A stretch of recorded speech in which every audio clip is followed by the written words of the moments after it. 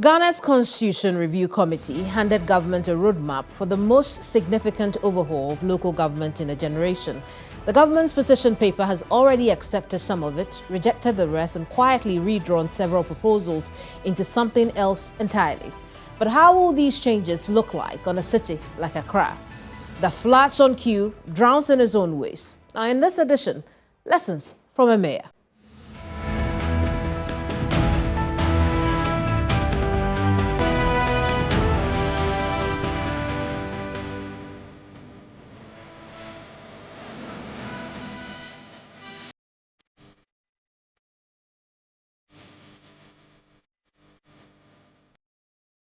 I am Kemeni Amano, and this is Hot Issues. Today I sit down with someone with a rare vantage point on all of this. He's a sitting member of parliament who also ran the capital not once but twice. My next guest is two-time mayor of Accra and member of parliament for Ablekuma South, Dr. Alfred Okoe Vanderpuije.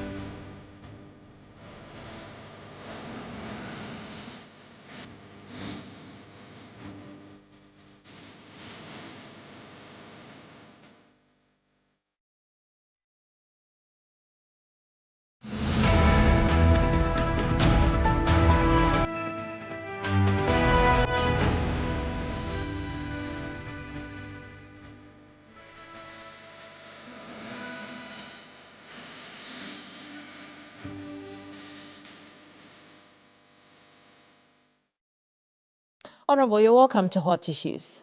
Thank you. Happy to be here. I'm glad that you made it to our studios. I want us to start off with the changes that have been proposed for the local government or governance of this country. The first one being the election of all DCEs.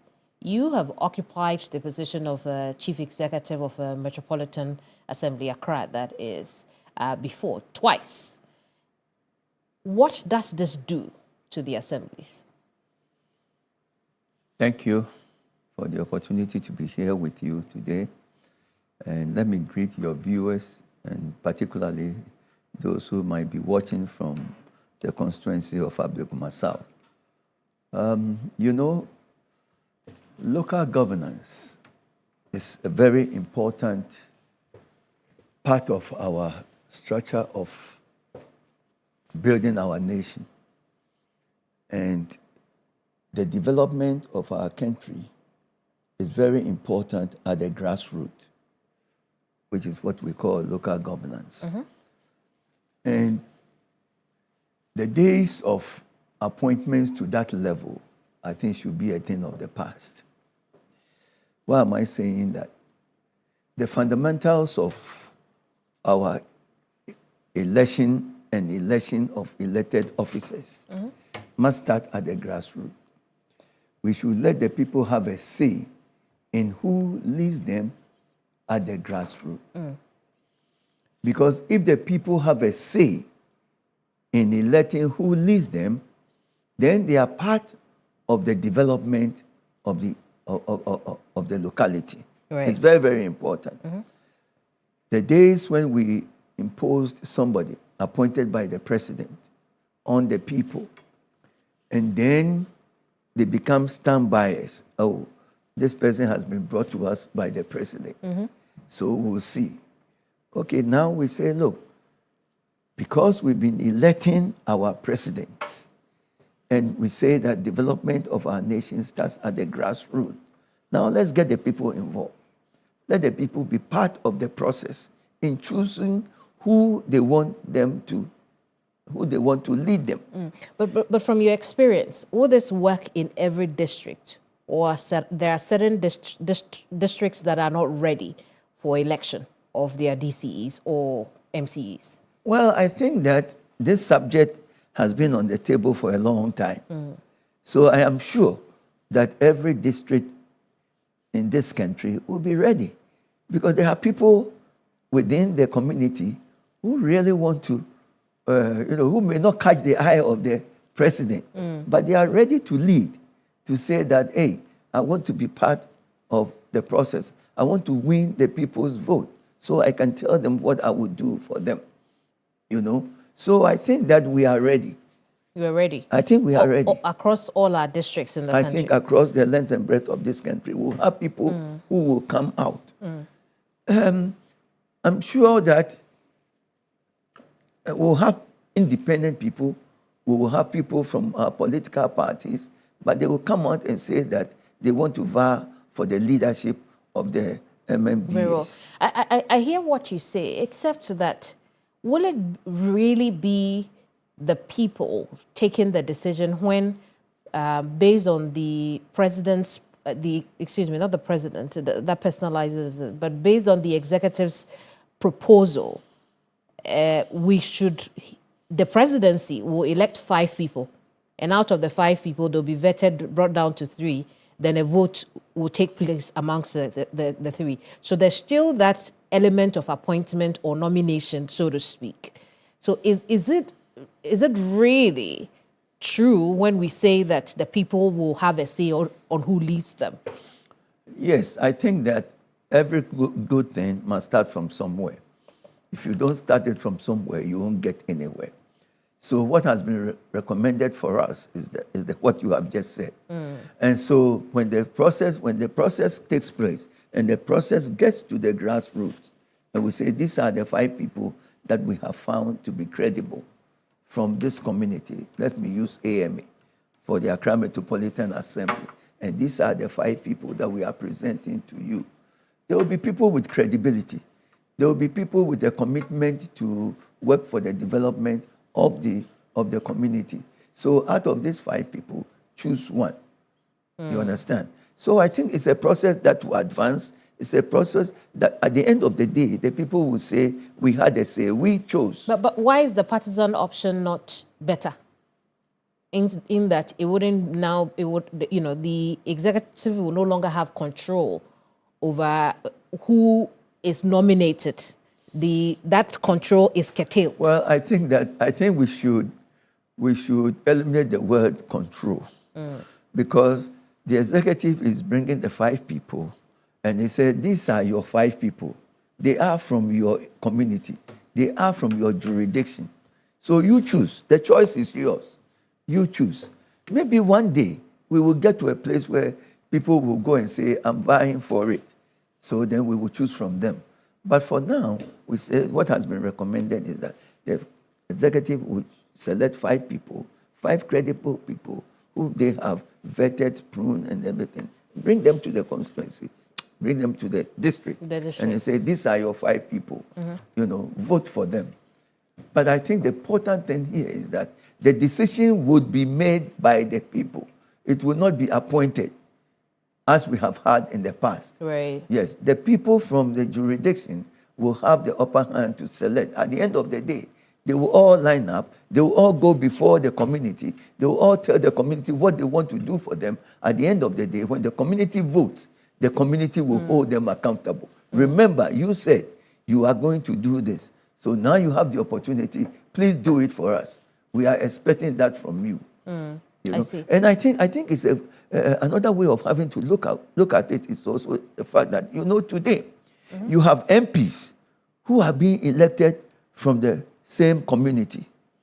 And you have a chief executive who is appointed. It's the MP who goes before the people. So today, if the people need roads, if the people need school, if the people need water, who do they go to? They go to the MP. Because it's the MP who went before them. That has to change, because MPs are elected to go to Parliament. I see. So and you have had the rare opportunity to be both. Yes. Right. So let's talk about that relationship between the chief executive of a district or a metropolitan assembly or the assembly and the MP. Yes. How does that work? Okay, so this is my experience. I was mayor of Accra for 8 years. So the people knew me for development in their areas. After 8 years, I became mayor. I became member of parliament. Right. But the people never forgot the fact that I was responsible for development. Okay? So today, if the water does not run, they call Okoe Vanderpuije. But during your time, what was the working relationship between you and the MP? Or the MPs within your it was excellent. assembly? It was excellent because all the MPs in my jurisdiction, whether NDC or MP, they all came to me because they said, Okoe, the development is in your office. You see? So then I led them. I remember when we were building the Millennium City schools, okay? I led them to their communities, and then we did the development as we should do it. But turning them around, and I becoming now the MP, they still come to me, they still point to me for development. So today, when I'm in Mamplobi, they said, the water is not coming, Okoe. And I said, today I am MP. I'm for parliament. Right. But you see, I can't tell them that. So let's talk about how it plays out when it comes to monies that are due the assemblies, right? Because the proposal was to entrench 80% for the assemblies. What the government is saying is that, look, we can use the laws around local government to change that and make sure that the assemblies are getting their 80%. But there are those who say that the MP shouldn't get the district assemblies common fund quota at all, because the true development agents of development in the district are the chief executives or the officers of the officers of local governance in any district or assembly at all. How do you speak to that as someone who has occupied both positions? Yeah, you know, the money, the district common fund should go to the chief executive when he is elected. But the MP also has a role in the development of the area. The MP has a role in the lives of the education of the children, or of the students. The MP has a role in what the needs of the people are, okay? People come to my office every day, for example, in a practical way, for support for their education. So that is very practical. If that support is not there, how is the MP going to support your constituents? Okay? So we pay school fees, we support medical needs, we support training, skills. I've been doing it in my constituency. This is my third term as MP. I've been doing it.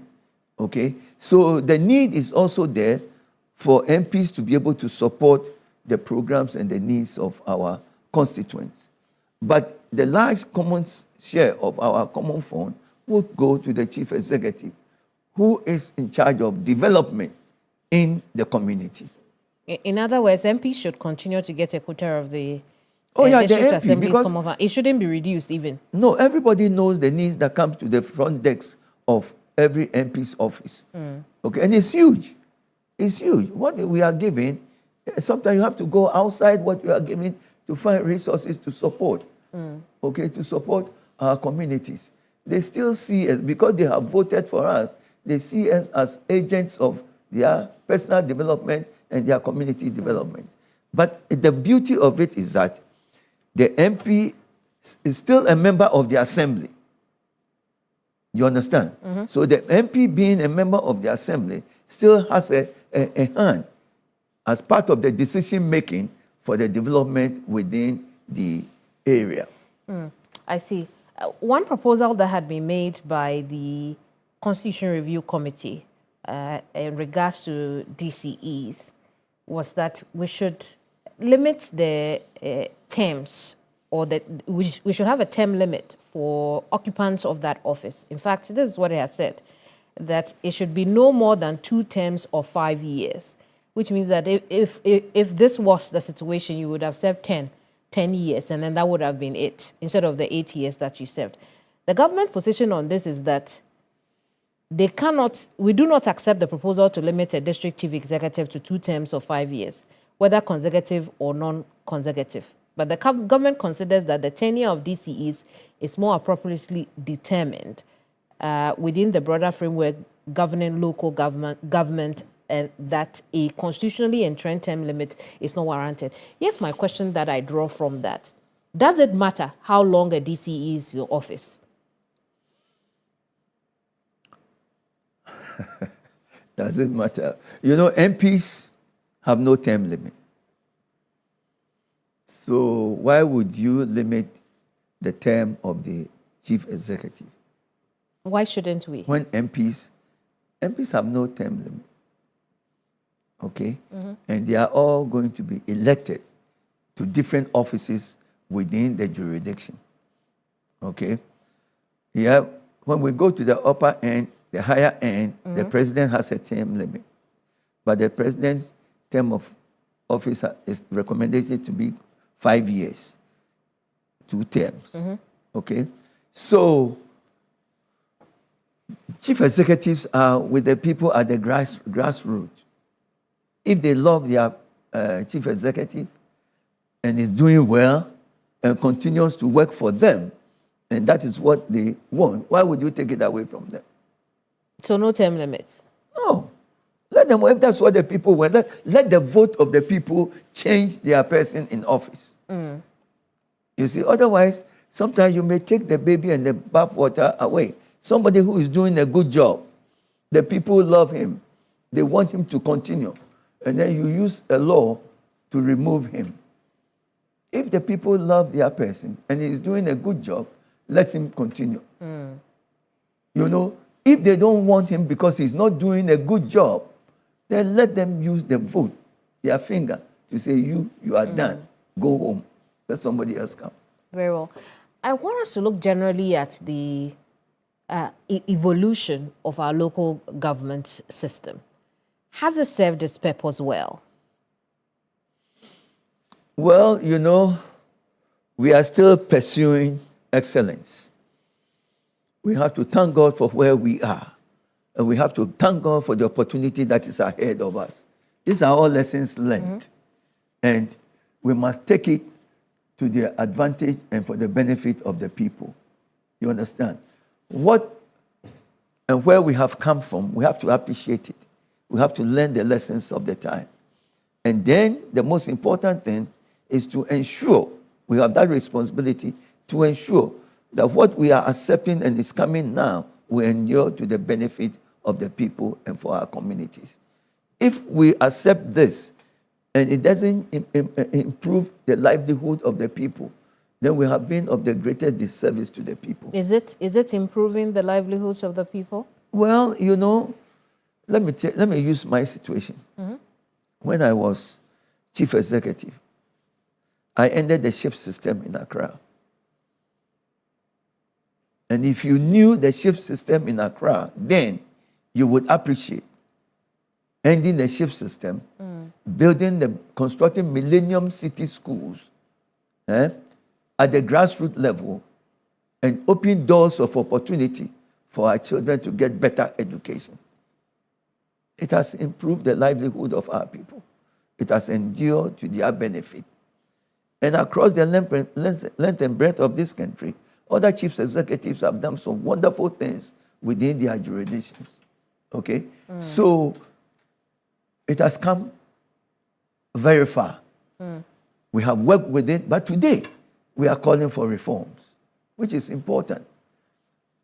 The time has come now to give the power to the people, for them to choose their leaders and hold them responsible. It is a good thing. And let's move forward with it. Right. When we look at the reforms that have been accepted by the government, and even those that were proposed by the CRC, from your experience, what is it that we are missing that if we had, could actually transform local governance in the country? Me, I wish they had recommended that it should be open election. The executive branch of government should not have a hand in it. I wish we were going all out to say that, just like we go in, we vote for the MPs and we vote for the president, let it be same. Let the people make their choice and let the people vote for their choices. However, what we have coming is better than what we have had in the past, where government is all out choosing one person to come and represent them, and the struggle that we go through. So today, all of that will be eliminated. The people will have a free hand now to elect their person from the five. It's better than what we have had in the past. So there are better days ahead. What about control? I know you don't like the word control, but what about control? And, I'm looking at control in two ways: administrative control, but also fiscal control in terms of your money. Is that okay? Is that enough as we speak for the assemblies? Or are the assemblies struggling, particularly when it comes to funding? In fact, let me share my opinion with you on that. Because if you go back and read my opinion on these things when I was mayor of Accra, I think I put on the table that assemblies must be given free hand to operate. Assemblies must be given the autonomy to do what they need to do for their jurisdiction. For example, AMA with all what we have within our, and remember, let me change my thoughts on that, because, when I was chief executive of AMA, it was bigger than the AMA of today. Right. So then, at that time, we have so much with which we can do so much for Accra Metropolitan Assembly. Today it's been divided into so many, okay? But I'm thinking that the assemblies, the district assemblies, must give in the autonomy to be on their own, to be strong, to be able to run their jurisdictions. What does giving autonomy look like? The giving autonomy, today the AMA and all district assemblies depend on the common fund. If you don't give them the common fund, and they must collect their rates, property rates and all that, to have the money to run their districts. And they are not able to do it. They are not able, they are not in the position to do that. Look at the needs of AMA of Accra. Look at the needs of AMA. Flooding, the challenges, our markets, congestion in the city. The AMA today does not have the money to really take up its challenges. But give them the autonomy that AMA, find your resources. Yep. If you need to borrow money and pay and do the development of the people. And let's have oversight to monitor them. But let them be masters of their own ship. You know, the attitude, you know, and I must recognize that the common fund has increased. That is good. And it's being implemented. But I would look forward to the day when we will say that AMA, TMA, whatever, now you are on your own. We are holding you responsible. Borrow the money that you need. Use the resources in your jurisdiction to do what you need within your jurisdiction. Look, and let me use the flooding again. We need major drains that need to be constructed in Accra. Right. We need major developments of our roads. AMA cannot continue to go to government, to central government for these things. But let's give them the challenge. Let's let them know that you are on your own. Find the money, do what you are, collect the taxes and pay for it. And hold them responsible. And I believe that our jurisdictions will be better. Let's trust them. Now, if the people are going to vote for their leadership, let the leadership get their bag and go out and seek for their resources to come and develop. We'll be far better than what we are. I believe so. Do you think that could apply to all the districts across the country, or perhaps we may just not the big ones? We may not be able to start with all the districts. Sure. But we can look at, for example, the Greater Accra districts. We can look at the districts within Kumasi. We can look at the districts within Cape Coast. Because before, hitherto, when I was chief executive, it used to be Accra, Tema, Kumasi, Tamale, and Sekendi Takrady, 5. But as I said, today we've divided them all into small areas. But we can still put them together and say, with you together, you are a bigger jurisdiction. Look at your jurisdiction. Take what is the resources in your jurisdiction. Find the money that you want. Find investors to come and partner you and let them develop your jurisdiction so that we will stop going to government for support all the time. I see. You know? And the assemblies are capable of doing that. The assemblies can do that. And let's believe in our people. Let's believe in the mandate that we are giving the elected officials, you know, together with the assembly members. You know, we must believe in that. What we need to do is to have the structures in place for checks and balances. But we must believe in the leadership that we elect and give them the support to say we are holding you responsible. And I'm glad you brought out the issue of checks and balances, because the questions as to whether or not the assemblies are able to not take care of themselves, but if they are able to check themselves. Because even with the current mandate that they hold, we've seen some assemblies do horribly in handling their mandate. Well, and so checks and balances, what should we look out for? You know, when it becomes more political, like the president appoints somebody, and that person is in position, and that person needs to be fired, would we be able to fire that person? You know, it's not easy. But now the people are electing. You are accountable to the people. Every year you have to renew your mandate, whenever the time comes. What would you show for what you have done, for which you will go back to the people to say, give me another chance. Look at what I've done. I will continue and I will finish. You understand? So I think that we should let that process be viable and work. And I believe we can do it, like it's happening in other jurisdictions. You know, let's trust our people and let's give them the opportunity and say, this is an opportunity. We have given it to you. Now let's see how you do. And I know that there are people in this country, when they sit in that offices, they can do better. But, you know, and again, it brings me back to the issue of election. I know you said that you wish we had opened it up, like we almost did in 2019, when before it was withdrawn, we were headed to a referendum. But when you look at the proposal from the government today, that the presidency will elect 5 people or nominate 5 people. Out of the 5, they'll go through vetting, and then that's when the residents of the district will now speak to whoever runs their district for them. Yeah. But I'm thinking about it. If the president is going to elect people, we would be having a pseudo internal party election. Don't you think so? Yes, that is the reality.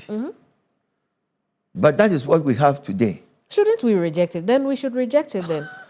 The people should reject that, shouldn't we? Half bread is better than none. Well, but if the half bread will get moldy fast, then we shouldn't take it at all. So we have to reject what the presidency has proposed, shouldn't we? No, I think, I know that people have sat down and looked at it. Trusted people of this country. We are more than the people. They could be wrong. So if they are wrong, we should reject it. Yes, no, but what they have given us, let's try it. What they have given us. And then let's do it in hopes that we will make it better tomorrow. That's what we have today. Let us accept it, you know, and work with it. But let us accept it. You see, the point here is that, more importantly, is the trust, the confidence that the people, the 5 people who will be given to us, whoever is elected.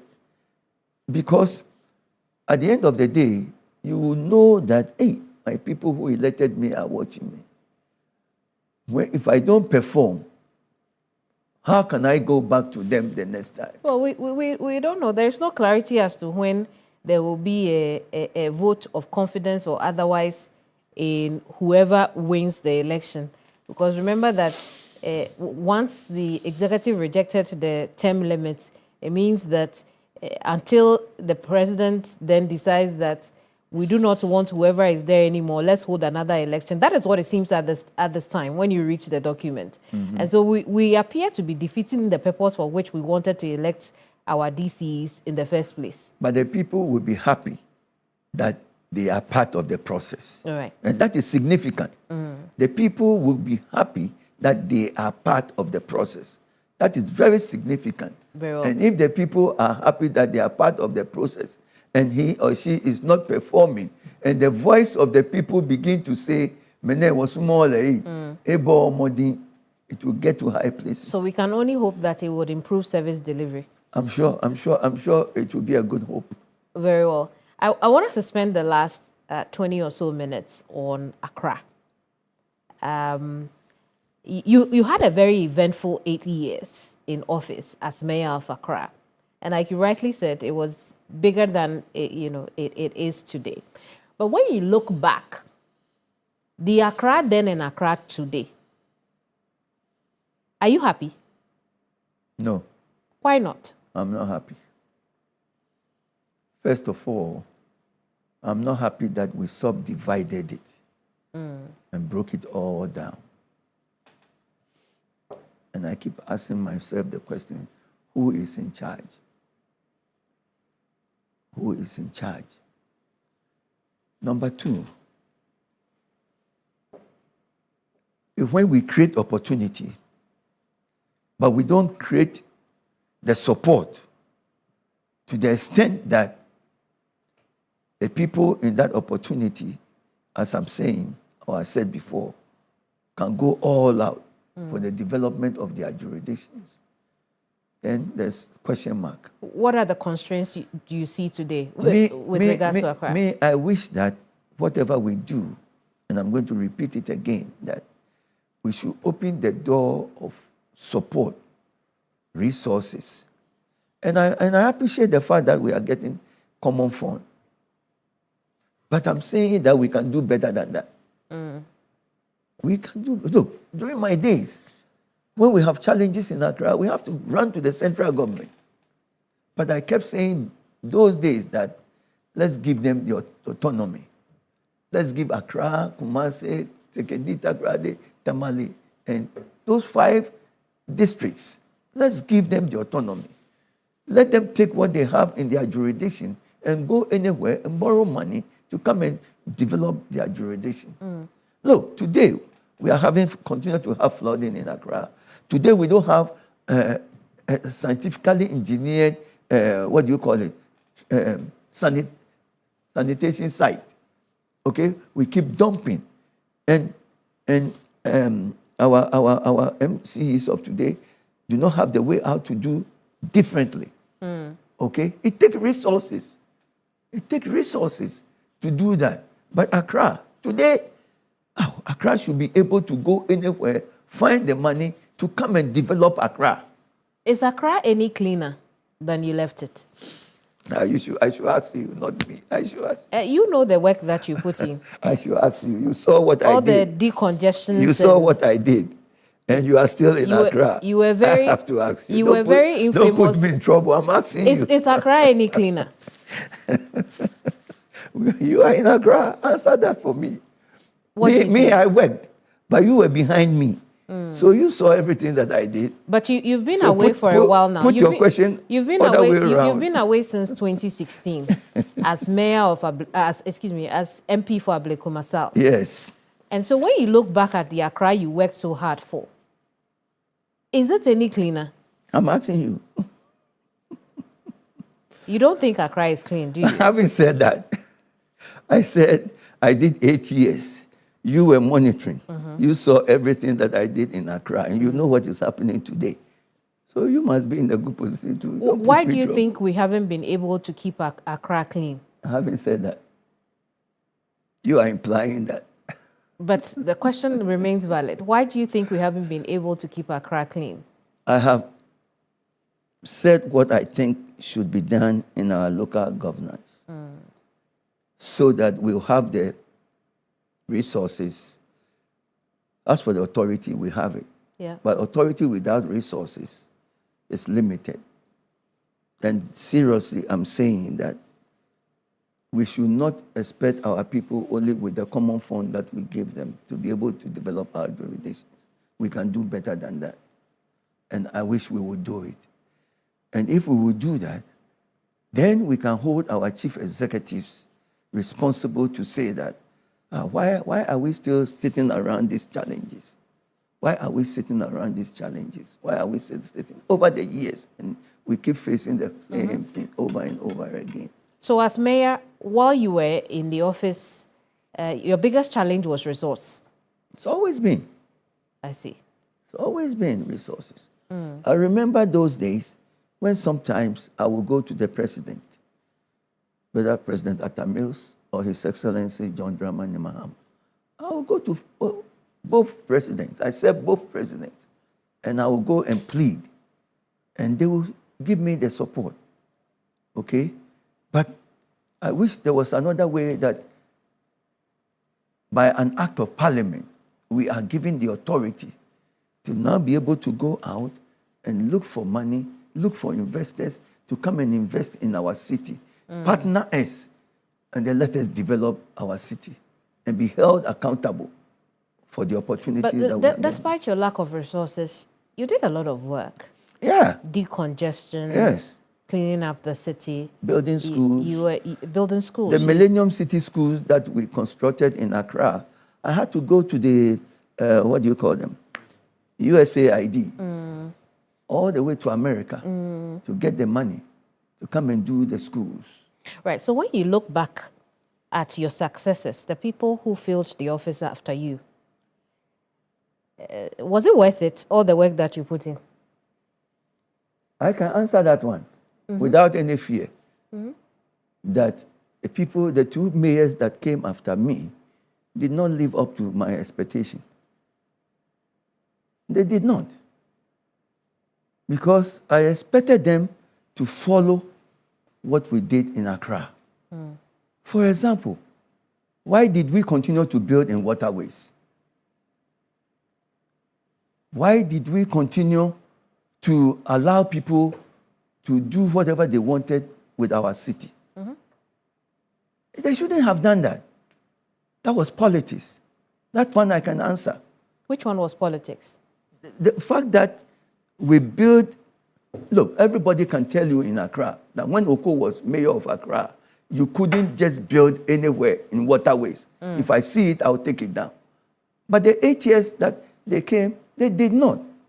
They let people build in waterways across. I can take you to specific places in Dansoma, okay, at Weja. We did not allow people to build in waterways. Today, when it rains, the whole place is flooding because it's all been blocked. That should not. Government is continuous. And the mayors who came after me, and I know them very well, they should have put their feet down and say, look, Okoe did this, and we are going to continue it. They play politics with it. Is that why you think that we haven't seen the benefit of the demolition exercises that have taken place over the years? Today, look, the president has ordered that every building in waterways should be demolished. Why should that be? With all the work that we did. Why should that be? Why should that? And I won't sit down here and lie to you that what they did was not in favor of the development of our country and our city. You know, they allowed people to just do things haphazardly and build anywhere in the name of politics. What did you do with waste management that your successors have not been able to do? Well, you know, with waste management, first, we registered all companies who wanted to collect waste in Accra. We gave them contract. And then we allow Zoom Lion, for example, to bring in their boboyas. And then we developed the transfer stations. Until this flooding, all the transfer stations were closed. Why? Why?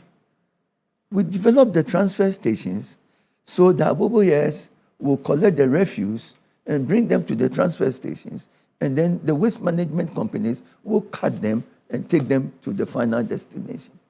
That process has been truncated. Okay? So now you have the aboboyas collecting waste from the people's homes and then dumping them anywhere and anyhow, with the assemblies sitting down and looking on. Why? I remember when we brought these aboboyas and their operators together, we gave them strict instructions. You can't dump anywhere. You have to dump at the transfer stations. So why were the transfer stations closed down? I see. Do you know why? I don't know. Why were they closed down? I don't know. But during my jurisdiction, during my period, we did not. We operated the transfer stations. But even at that time, we always knew that we didn't have enough waste space for our waste as a city. Yes. So when I was in office, we developed a plan so that we will build scientifically engineered transfer stations, waste management centers. Not just that, we also developed a plan with which we will construct the drains in Accra, because most of them are age-old drainage systems. They have outlived their time, so that we will reconstruct them. Then our roads. Okay, we looked at all this package, and we put together what we call the Conti project. And if we have followed through with that, today we would have had a scientifically engineered waste management centers for the Accra Metropolitan Assembly, because that is what I manage. We would have constructed our drains in Accra so that when it rains, the drains will go through. The dredging of the Kole, the Odo, and all that. These were all packages that we put together to move us from the era of what we've been doing to a better era. So then there was a continuity problem as well. Yes. But since then, there have been different attempts to try and fix the problem that you have identified, the drains, the waste management, and all that. Garrett comes to mind as one of those efforts to try and do this. Why do you think we haven't benefited from Garrett till now? Besides the money issues. Because we haven't done a comprehensive approach. A comprehensive approach will mean that we are not doing one thing at another time and do something else at another time. Okay? A comprehensive approach. We would have taken care of the drainage system, we would have taken care of the refuse collection and removal and final disposal. We would have taken care of the roads that we need, that would have gone to the places that we need to go to. So we need to take care of these things comprehensively together. Okay, so let's look at the system that we have today. Now you have AMA of that type, which is now divided into several units. Right. So who is going to lead it? Who is going to do it? Is it the small AMA that we have today? Is it the Kole Clote that we have it today? You still need, this is the time that you really need the coordinating council to really sit up and bring them all together under the leadership of the minister and say, for this, our jurisdiction, this is what we are going to do. What was it like working with the other stakeholders in that? Was during your time, was there an established working relationship? Because based on what we hear, when it comes to the city of Accra, there appears to be a very fractional and also very, very not solid relationship between the assembly. It's not coordinated well enough between the assemblies and the other stakeholders at the local government level. During my time, the 8 years that I served as mayor of Accra, I had excellent relationship with all my stakeholders, be it from the region to Accra and my neighboring assemblies. We've all worked together. And town and planning as well? Town and planning, yes, we all work together. The point is what I'm putting on the table. It's the issue of identifying a resource that will match what we need to do. Because what we need to do... Haven't we poured enough resource into the city? We've poured a lot of money into the city. How have we poured it? I mean, after June 3, what happened? We poured so much money. Like Before what? June 3, Like what? Did Like we not? what? Did we not pour money in after June 3 when we decided to dredge, we decided to decongest, we decided to demolish? All of that is money we have poured. No, those are not comprehensive approach. They are not? They are patching. We are patching. Okay? When we will go to central government and seek money to maybe move our refuse, okay, when it is beyond the ability of the AMA, we will go to central government, and they will help us. Because how many trucks did AMA have? AMA itself. So we have to fall on the AMA, what do you call it, Zoom Lion. Right. And then they will bring us, they will assemble all of us and give us one or two. May I want us to tackle a few things just before we run out of time. When I asked you about your successes, you referred to 8 years. Within that period, we had Michael Ajesowa and Elizabeth Saki as mayors of Accra. Yes.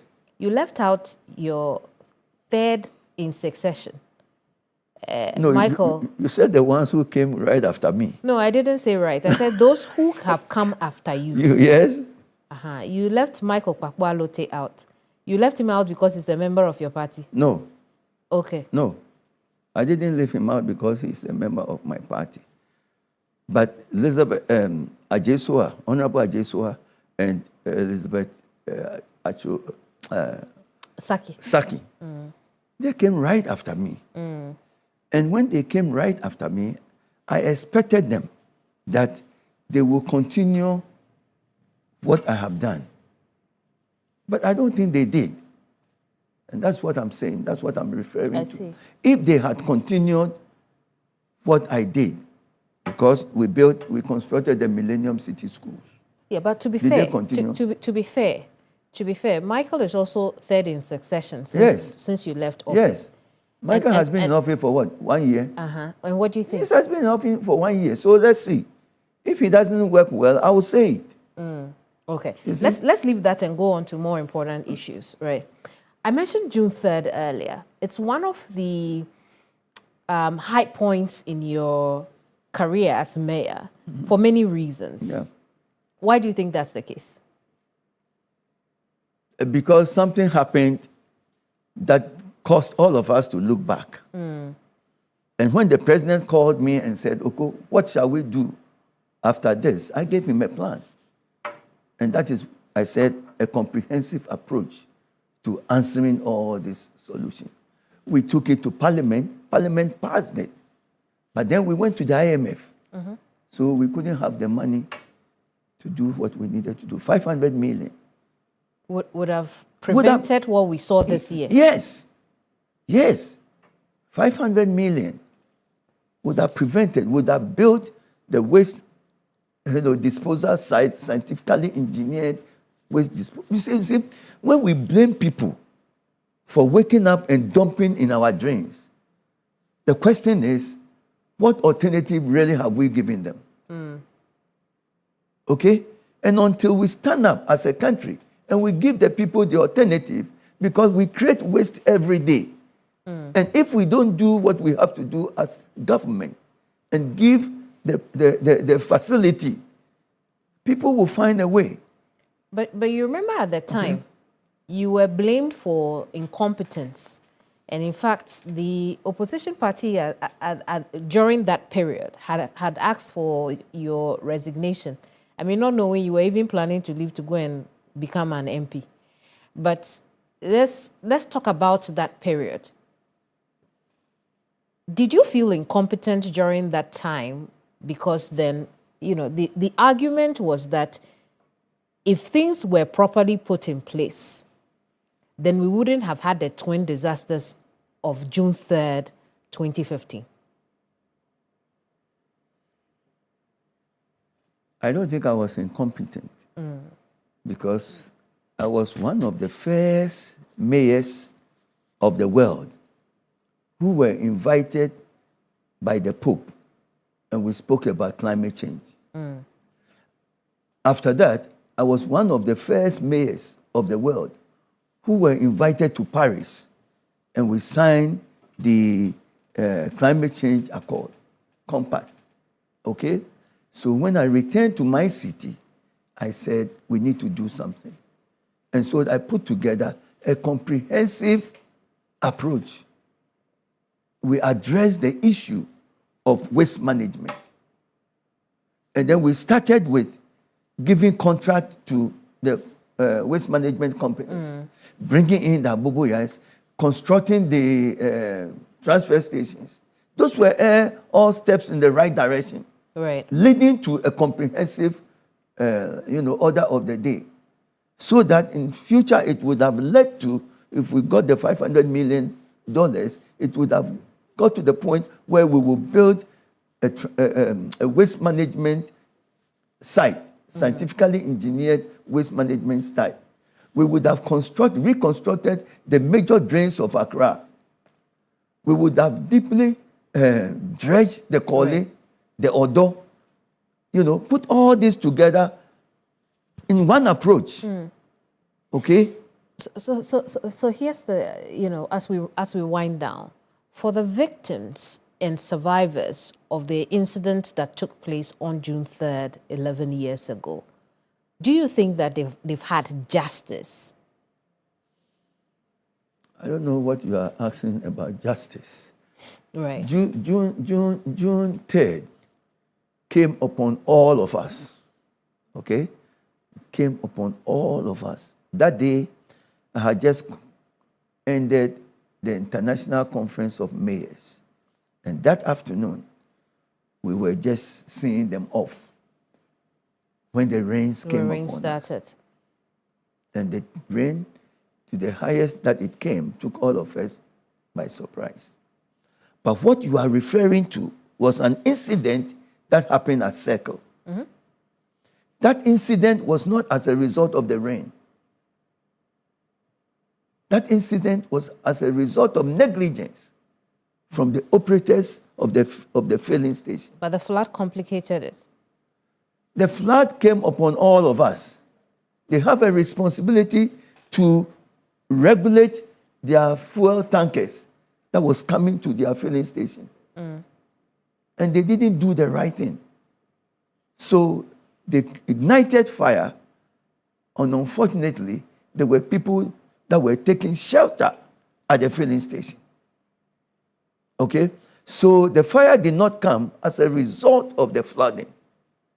It was somebody's attitude towards the operation of But I'm just saying that, looking back 11 years ago, the conversation had been one that fuel station should not have been there in the first place because of the density, the population density around there, the residential properties, how much that area was used. And that would have fallen squarely at the doorstep of the assembly, because the assembly would have to give some of these permits for the siting of areas like that. And then also the issue of the flood waters getting into their tanks, and then, which is what you have explained, coming onto the surface, and then the fire, however it happened. And so it was as much an assembly problem as it was the private developer's problem. No, that is not true. Okay. The filling station has permit to be where it was. The filling station has always been there. I've known that filling station to be there. I'm sure it was there before I was born. The filling station has always been there. Mm. Okay? They've been operating in the fuel business for years. Yeah. The only thing is that the rain came, the flooding happened, and the fuel tank drove in there and started discharging, which should not have happened. Under that circumstance, it shouldn't have happened. Well, as we wind down this conversation, I want us to look at the. You must be aware that some of the survivors and relatives of victims are in court on this matter, seeking some 40 million cedis, suing the states, the assembly, and the NPA and the private owner of the place. 8 years in court and still nothing has happened. In terms of, when I talked about justice, it also had to do with compensation. In terms of compensation, for those who don't feel compensated enough, and the fact that 8 years they have been in court following this matter, how does that come to you as the man who was at the helm of affairs as mayor of Accra? Well, what I'm saying is that let's put things in their real perspective. Rain came upon us, flooded the city. The fuel station was operating. Somebody came to discharge fuel, but nobody supervised it at the fuel station for the right thing to be done. But I understand that. Do you feel we compensated them enough? Well, it happened under my belt. Mm-hmm. I had a responsibility to identify all who were victims, and I did. And you did. And I assembled all of them. Government gave them compensation. They accepted it at the time. Mm. If later on they thought that they haven't been compensated and it was a new government and they went to the new government and also were trying to get compensation, that one You know, me, I did my part. But you did your part. I did my part. Very Before me and God, I did my part. I met all of them. I made sure they were compensated, and we gave them what support we had for them. And they accepted it. Very well. It's a shame we'll have to end our conversation here, because I wanted to know your view on capping Parliament at 300, which means that we will have 24 new seats. The government's proposal is that it should be